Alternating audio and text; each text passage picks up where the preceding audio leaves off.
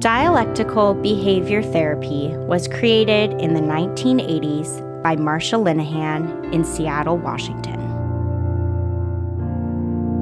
Today, DBT is taught all over the world. We're two therapists who believe everyone can benefit from DBT skills. I'm Kate. I'm Michelle. And this is DBT and Me. Hello, everybody. Hello. It's Q&A 49. Yes, it is. Almost to 50. Oh, poor 49, relegated to only being an almost. About 49. I can't think of anything interesting about 49. I was glad I We didn't have to appreciate leave you. the intro. Thanks, 49. 49. Yeah, there we go. Okay, Kate, you gonna kick us off with the first question? Yeah. Oh, this is another one like the last one where the first one is like short, but oof, has an impact.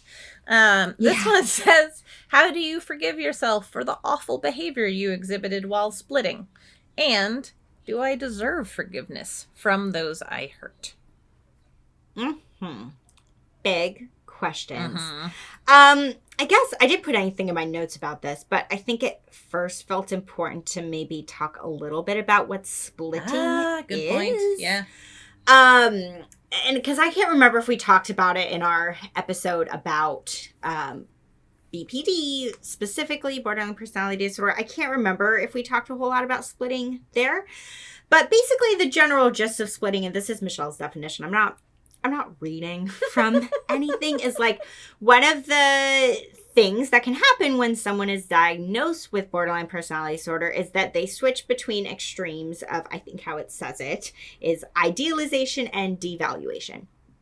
So basically there are times where you're either like putting somebody up on a pedestal, they can do no wrong, or there are times where you turn and you switch to devaluation and it's just that they could really do nothing right. And sometimes when people make that switch, it can happen very quickly. It can be very confusing to the person who they are switching on. And the term for this has been called splitting, where basically when you are splitting, you are saying things that like you don't really mean, you don't really think.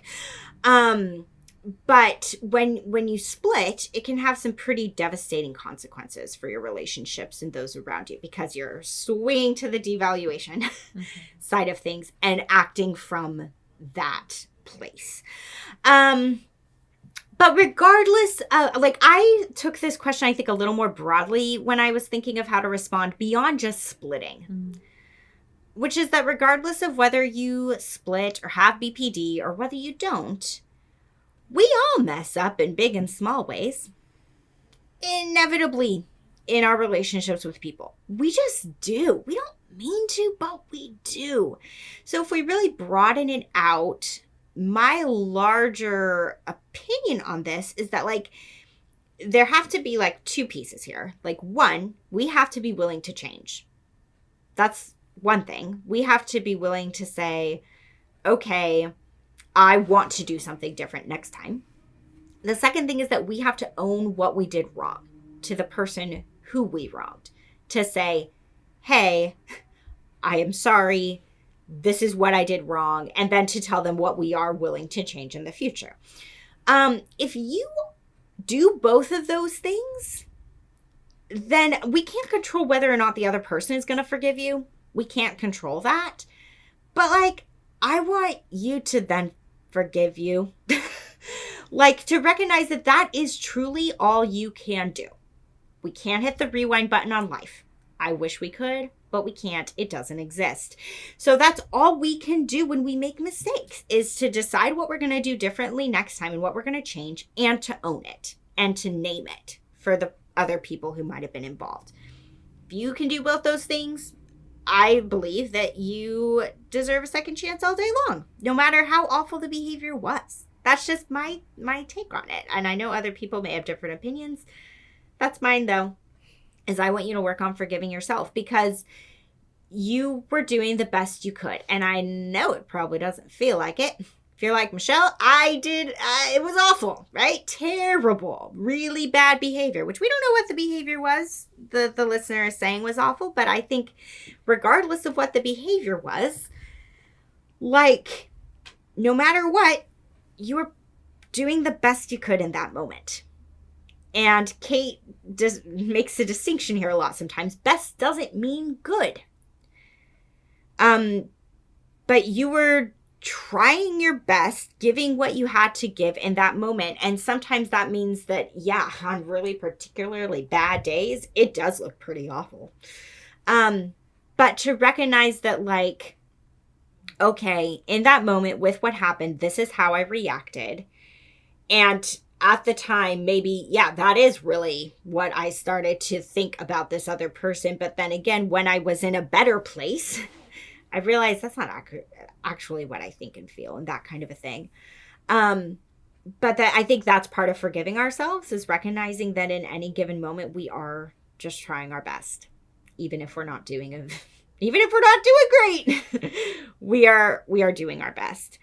Another thing that really came up for me here is, like, to process this with your therapist, if you have a therapist, to talk through, like, to really pick apart what was happening when you were splitting, because it happens very quickly. And so to talk through it with a therapist, and I don't know, Kate, if I have ever recommended this DBT skill on any Q&A ever, because I'm pretty sure you haven't. I don't think I have, because if you listen to our episode about it, it's a skill that I got really, really familiar with when I worked at a teen girl group home, which got me started on knowing what DBT was. And they're time consuming and but listener, do a behavior chain analysis. And I get it. That will take time. Google it, find the worksheets. There's tons of worksheets out there for it. But it will help you break down step by step what happened for you, so that you can try to make sense of what was going on when you split. And that may also really help if you do show that to the people who were involved. Those people that you hurt, show them your behavior chain analysis, right? Like, write it down and show them, this is what was happening. This is what I'm going to do different. And I hope that will make some kind of an impact, because this is actually a perfect time to use one. So I don't typically recommend it because it's very time consuming and not my favorite DBT skill, but do one. And I think it would actually really help in this case. So that's what I think. I actually like that. Also, I think this is one that you recommended a DBT skill and I'm not. That's a funny reversal. Well, and as I'm looking at my notes, most of it is just a series of questions that can ultimately be boiled down to one concept, which is the idea that we so often have totally different standards for ourselves than we do for others. Mm-hmm. And so the questions I have down were things like, would you forgive a friend for the same behavior? Would you believe that friend deserves forgiveness? Right? Like, because we can forget sometimes that the lens we point at ourselves is not necessarily the lens that matches our values, right? We tend to, whenever possible, like most of the time, I think we look at other people through a lens that includes our values, but we don't necessarily do that with ourselves. And so this was meant more or less to be an invitation to the listener to wonder about that, to notice if they are treating themselves or judging themselves really differently than they would someone else. To get curious there, and if they are, as you know, I'll venture to say, as I guess, being way harder on themselves than they would be on someone else, to consider changing that, and trying to bring your treatment of yourself, you know, some self-compassion, other things, trying to bring it into alignment with how you treat and think of others. And then, you know, this person didn't explicitly call out having a specific diagnosis or a specific mental illness. That being said, I've never heard the term splitting used necessarily outside of a BPD diagnosis. And so the other thing I wanted to just emphasize that, honestly, I have to remind myself of this sometimes too. It's so not present and validated in American culture that I still need to remind myself, and I work in the goddamn profession. But mental illness is an illness. It is, right? This is, you know, I like what you're saying, Michelle, about doing your best, right? If you had a back injury, if you had the flu, if you had, right, a broken bone, you wouldn't expect from yourself the same things as you do at other times. When someone is in the midst of a real serious episode of splitting, that generally means their mental health is doing not well right then, right? And so doing the best that you can despite, you know, your illness, or in the context of an illness, is still the best you can do. And also, I'm hoping will open the door, listener, to you bringing more forgiveness in for yourself, because I doubt you would feel as much of a need for forgiveness for physical, well, more obviously physical illnesses. Technically, your brain is in your body, but we won't go down that rabbit hole. Right? And so just trying to put in context, right? That you are also struggling. And, you know, it may happen more often for some folks than for others, but one of the things that I teach my clients all the time is, you know, you are going to be an asshole. Like, you just are going to be. And that's not you, listener, or you, my client, or anybody. It's everybody, right? It's Michelle, it's me, it's every human being we've ever come into contact with.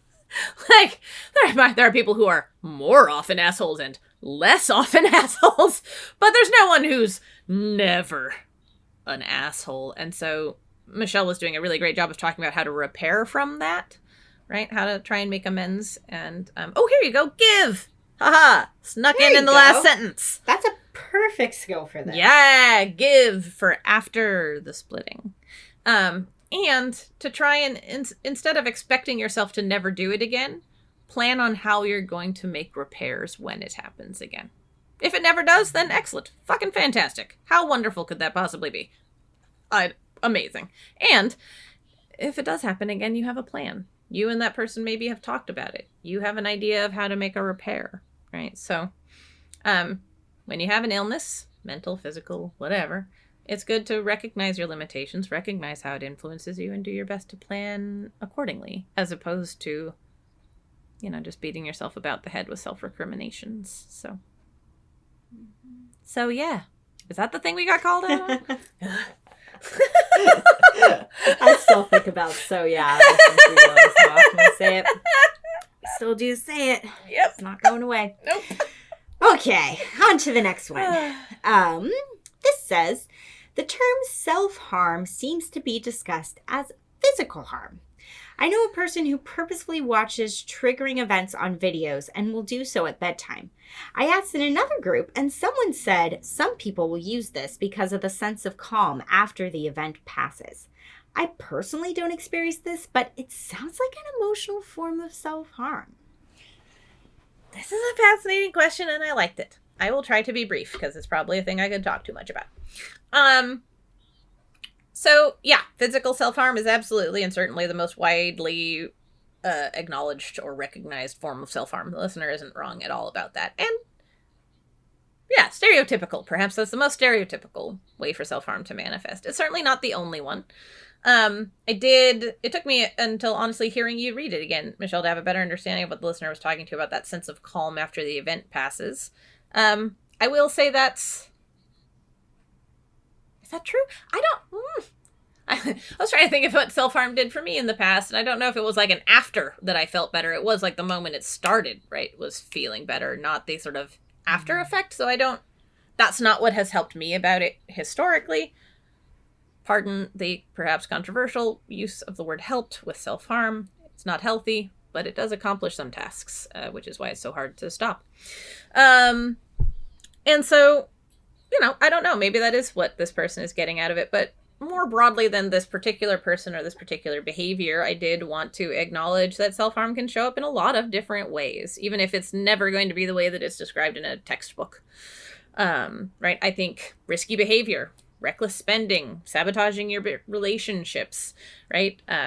I could certainly see something like watching triggering material as a form of self-harm. I've known folks who they cheat on their partner sort of as a form of self-harm because they know that if they ever got caught, it would end the relationship, or it confirms for them that they're the bad person they think they are, right? And it makes it, brings it more into alignment with their negative self-view. So there's so many different ways that people can do deliberately harmful things to themselves, physically or emotionally, that may, for one reason or another, fulfill a similar purpose. But I don't know.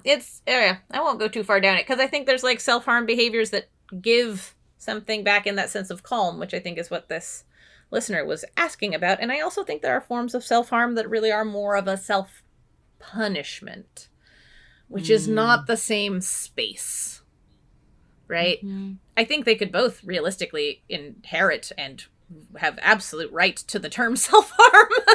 Right? But like self-harm in that, like, I am using this to relieve emotional distress is often, I would say that one is most often physical. And then there's the self-harm as in I am harming myself and it is a punishment of some sort, a thing I feel like I deserve, right? Or I don't deserve better than. And that's its own, I feel like, separate category. There's probably some overlap in the Venn diagrams. But yeah, so I guess, is it a form of emotional self-harm? Yes and no! You pick your answer from the information. How are you defining your terms? For all I know, that person could have been watching those videos as sort of intended as a sort of self-administered exposure therapy to a particular thing that was triggering for them. I don't know, right? It's hard to know where someone is coming from a third-hand account, but I thought that was just a really interesting question about what is and isn't self-harm and how is that term used. Yeah.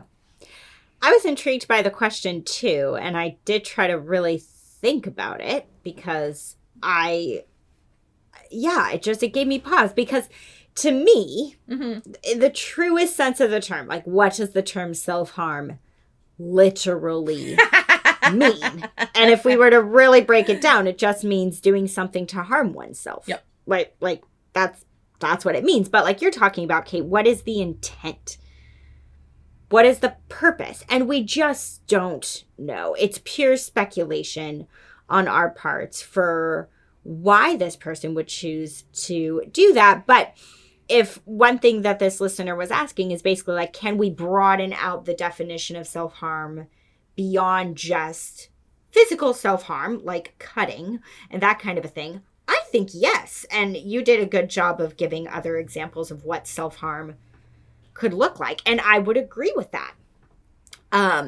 I think sometimes people self-harm in one way could be just like they push themselves too hard when they need to rest. And sometimes you'll see this, like, I think a very literal example with that would be like somebody maybe with like exercise. Like they are reaching their limits, but they keep going and they know that it's going to hurt and they know that it may potentially cause damage to their body, but they don't care in that moment. Like that could be one way. Or again, like people who work like really, really long hours, or people who just like put off sleep. And I mean, we're talking like chronically, right? I mean, we all sometimes do these things from time to time, but just like really pushing ourselves too hard when we need to rest, or like really having super terrible, awful, critical, berating self-talk. I mean, that could be another way to do harm to yourself. And like I said, to some degree, most, if not all of us, have moments where we're like, oh, that was stupid, oh, you were an idiot there, kind of a thing. But like, I mean, deeper than that. Those are all things that can cause harm to ourselves. So yeah, the definition of self-harm can certainly be broadened out beyond physical self-harm. But I mean, what came to mind for me and you were talking about this a little bit, Kate, like possible explanations for why someone would choose to do what this listener is describing this person doing, of watching triggering events on videos at bedtime. I mean, my initial gut reaction based off of the little information that we know is that this sounds kind of like a trauma response to me. This could either be because they have experienced trauma / chaos / abuse, whatever it may look like for them. And so there is something familiar about seeing triggering things because it's just kind of what they know. Or it could be that even if they haven't really experienced trauma themselves, this is, I mean, our brains do funky things, but it's very adaptive if you think about it, of like, you're going to now watch something terrible, and this will prepare you for if that thing happens to you. I could imagine a brain thinking that way. And I would say, even though that's not a response to trauma that has already occurred, that's an effort on the brain's part to try to prevent future trauma. I'm going to be prepared. I'm going to keep an eye out for some of these things. So those were the possible explanations I thought of, even though we don't really know. It's true. All right. Okay. So this next one reads, I'm really struggling with a breakup and would appreciate some advice. I was diagnosed with EUPD, which stands for Emotionally Unstable Personality Disorder. This is another term for BPD. I was diagnosed with EUPD in the latter half of last year. I broke up with my girlfriend of the time a month ago. We lived together because we're in student accommodation for college, and we'll keep living together until mid-May. She started talking to someone else a week after we broke up, and last night she had him stay over. It caused me to have the worst anxiety attack I've ever had. And even this morning, I'm getting sick from how anxious and uncomfortable I feel. I keep thinking of them together and can't stop these intrusive thoughts. I would really appreciate some advice as I'm really struggling. Thank you. Gosh, breakups are so hard. They're so hard. This one I think is particularly hard because you are living with the ex. Because you're in student accommodations together, right? So that makes it all the more difficult. But the main thing that came to mind for me, and I will get to DBT skills, but gosh, just this is rooted in attachment stuff. And so when it comes to attachment, I think I've touched on it here and there. I could go on and on about attachment because it's something that I think is so important to us, understanding ourselves in our relationships, especially our romantic relationships. But as adults, when we enter into a romantic relationship with somebody, we attach to that person, not unlike the way a child attaches to a parent. The same pathways in our brain fire, really, in the sense of like the same way that a child is going to experience distress if, like a young child, if their parent leaves them and they don't know where their parent is. That's what our brain goes through with breakups. It's like, hold on, I still need you. Where are you? You are leaving me. And our brains turn into like we're little children again. There's a lot of science around this. So I hear that that's maybe what's happening a little bit for this listener when they're having anxiety attacks. Now that this attachment is disrupted and you're seeing this person start to attach to someone else. That's why this is so difficult. For DBT skills, there's two that I thought of, and I'm going to really hammer in on the first one, which normally I just would be like, do accepts. Okay, there you go. But listen, I'm going to really emphasize doing accepts for you. Because I don't know exactly how frequent your contact is with her, but I mean, it sounds very frequent since you guys are living in basically like the same dorm and that kind of a thing. I want you to create like basically an accepts plan. Like for every single letter of accepts, I want you to have ideas of what you're going to do. I want it to be that when you see her, you have a plan. I want it to be that when you think of her, you have a plan. And this is not me asking you to avoid your grief, but this is me saying that like, I want you to still be able to function. and do what you need to do to like get through school and whatever else you have on your plate. And I'm worried that this breakup, if you do not have an intentional plan to distract yourself from thinking about her or from what you're going to do when you encounter her, if you don't have a plan for this, I'm worried it's going to have like really bad repercussions for your mental health. So I want you to get a little bit of distance. I don't want you to be just like processing your grief and like drowning in your grief. I want you to be able to get a little bit of space from your grief. And I think accepts is the best skill for you to do that. So if you haven't listened to the episode, listen to the episode. Heck, if you already have listened to the episode, go back and listen to it again. I want you to do all of accepts to the best of your ability. Second DBT skill, hardest DBT skill, also really needed with breakups across the board, is radical acceptance. This is where we kind of switch gears a little bit to like, okay, when you are in your grief and it is hard to pull yourself out of it. Gosh, radical acceptance is so hard with breakups, but here's one path to radical acceptance. You had a life before she came into it. You did. Even if the two of you were together for a long time, you had a life before her.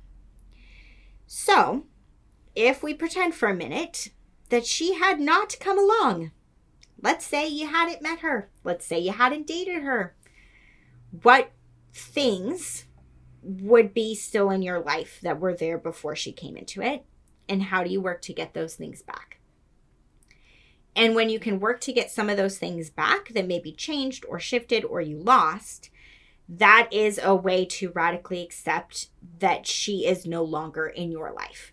So I know that that's a painful thought to think, but if you can get to the place where you are just starting to recoup some of those things, that will be practicing radical acceptance, even if your brain has not caught up to it yet. So that's something else I think maybe be helpful. I like it. I went really just heavy on the skills for this one. Skills are needed. You talked a lot about the attachment stuff, which is great. So when I think about worst anxiety attack I've ever had, the very first thing I think of is that Tip is your friend. Right? That's for when you flipped your lid, when you're overwhelmed, for when you are past your tipping point, right? Like, I know, tipping. But, right, depending on how extreme your anxiety is, this could also be something that you did before doing the accepts stuff that Michelle was talking about, right? If you need to bring your emotionality down a peg or 3 before you feel like you can engage in that distraction, Tip can be really helpful there. But yeah, if you need to really shock yourself or really get the emotions to change fast, right, Tip is a great place to go there. Please skills, right? So many people post breakup stop taking care of themselves in a lot of different ways. You're never going to get all of please perfect, but especially at times when all of it can go out the window, I do recommend trying to keep at least a little bit of track of all of them. I normally don't. Normally I say pick a couple, but it can be insidious after a breakup, right? All of the different things we might not pay attention to or take care of. So, trying to at least have like maybe a little please checklist or something where you can be like, have I slept? Am I ill? Am I eating? Right? To take care of yourself, in that regard. And then you didn't say what your intrusive thoughts were necessarily, other than about them together. You didn't, you didn't really, the listener didn't really elucidate their thoughts, on how what they were thinking or feeling about, or how they were interpreting. I guess that's the word I want. How they were interpreting the girlfriend moving on so quickly. And so I thought a little bit perhaps about check the facts. More or less, like, does her getting a new partner so fast, like, absolutely have to mean the things that this listener is interpreting it as meaning? Are there any other ways to perceive or interpret her behavior? And is the listener perhaps telling the story that's the most painful to them, or the story that paints them in the worst light? And so just looking at the story that you're telling about the breakup, about her quote unquote moving on, and see if there's other explanations, right? Check the facts may really help you dislodge some stuck emotional spaces. Yeah. Mm-hmm. Good skills. I like them all. Final one. Here we go. We're already through this Q&A. Went quickly. Okay. This one says, my adult housemate chews with their mouth open, swears, then they say, in parentheses, shouting, repeatedly maybe 50 times a day, sometimes gets drunk and threatens to break things, makes weird noises, blurts random shitty pop song lyrics maybe 50 times a day, and gets offended when other housemates don't listen to what they are saying. I find radical acceptance helpful, such as thinking, the person is like this, and it is their character. I have asked for restraint in language before, and no change occurred. Also, compassion for myself and the housemate who is suffering, as they were really upset when they said no one listens to them. But part of me wants to say, you are different, that is fine, and part of me wants to say, can you try to change how you behave? I'm not sure if they can change. I don't think they can.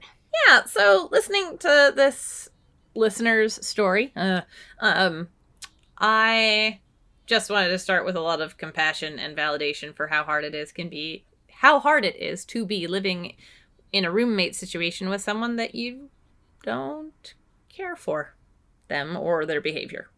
That is rough. So, kudos to this person for leaning into the dialectics of everything. I definitely noticed a lot of dialectical thinking displayed in that. Which, yeah, really impressive, because despite the fact that dialectics is, the literal first everything in DBT, it's the first letter, it's the spawning of all of it, it doesn't get utilized, I don't think, as actively as often. Or at least I don't see people talking about it as often. So I just really appreciated that, right, the person is like this, but also, right, I'm asking for my stuff. You're different, that's fine, but also can you try and change? A lot of really good dialectics in there, but, maybe the person can't change. Maybe they just don't change. But if you're stuck in a situation where the person is, for whatever reason, unchanging and it remains unpleasant, I really do, hey, I think this is a couple of episodes now without mentioning it. Haha, my first time for a while with self-soothing, my favorite skill.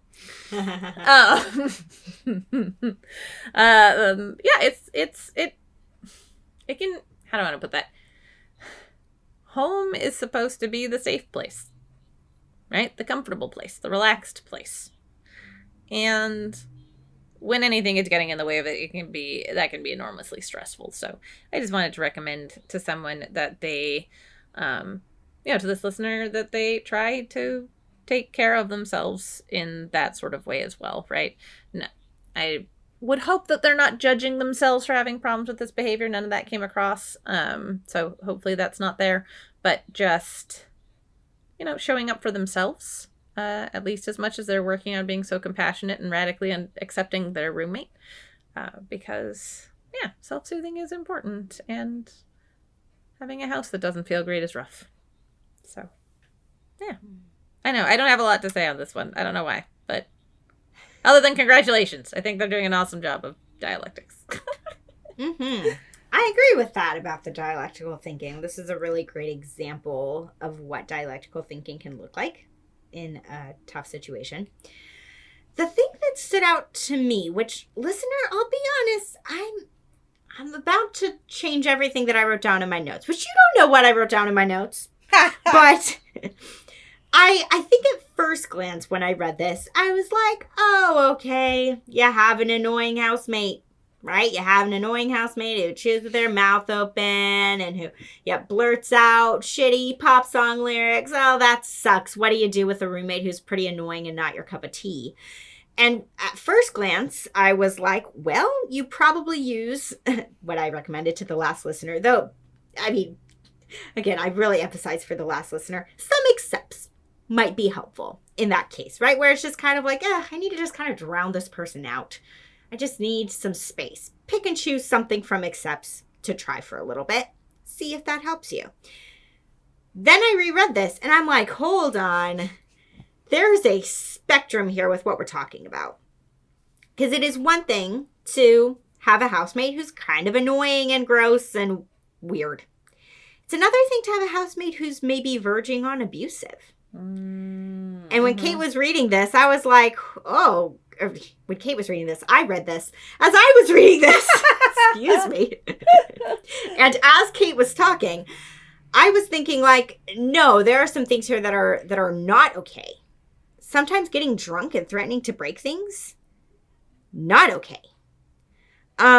Depending on the form that the shouting, swearing is taking, especially if it is directed at you or other people that you two live with, not okay.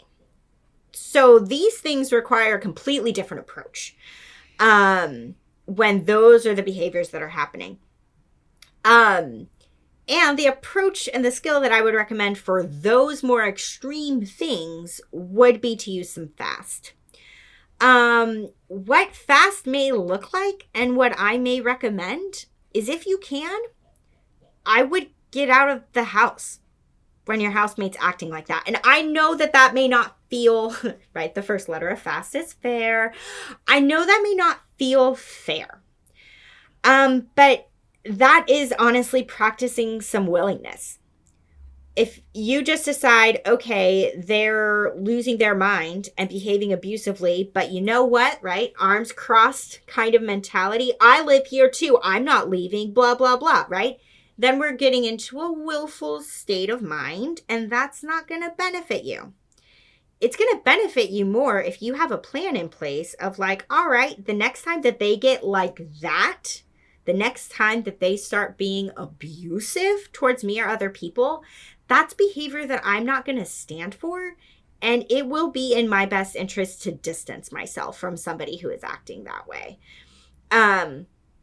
And that would be in alignment with, depending on how you want to communicate with them in that moment, I would communicate with them in a fast sort of way, right? No apologizing, sticking to your values, and being truthful, right? To say something like, I can tell that you are becoming intoxicated, and so I'm going to choose to leave. I will come back in a few hours, and after that, I will spend the rest of the evening in my room because this is not behavior that I want to be around, right? You can say that. Not saying your housemate's going to like it. They're not. But it's not about saying the things that they're going to like. It's about you doing what you need to do to take care of yourself when their behavior is like that. So different skills depending on the different behavior, because there was a wide range of behaviors mentioned in this post. Again, some that I'm like, okay, annoying, and some that I'm like, no, you need to really get some distance. So that's what I would recommend. That makes a lot of sense. And now I noticed the things you noticed. Oh, well. Well, it isn't so interesting because I'll read through these probably 2 or 3 times before we actually record. And then it is in the moment when it's being read out loud that I'm like, didn't notice that before. And then I notice new things. And I know you've said this happens to you too. No, it absolutely does. Where I'm like, oh shit, somehow that's entirely different than I thought it was when I heard it in my own head. No, I think that's really great. Great things to point out and advice. So that brings us to the end of Q&A almost 50. 449. If you would like to have material in a future Q&A, perhaps one where we can think of something nicer to say about it, you can email us at dbtandmepodcast@gmail.com or drop posts in the Facebook group, which you can find by searching for DBT and Me Podcast there as well. So looking forward to the next one. Actual 50.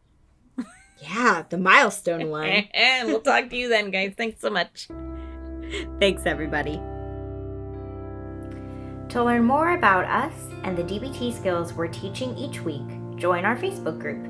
Simply log in to your Facebook profile and search for DBT and Me.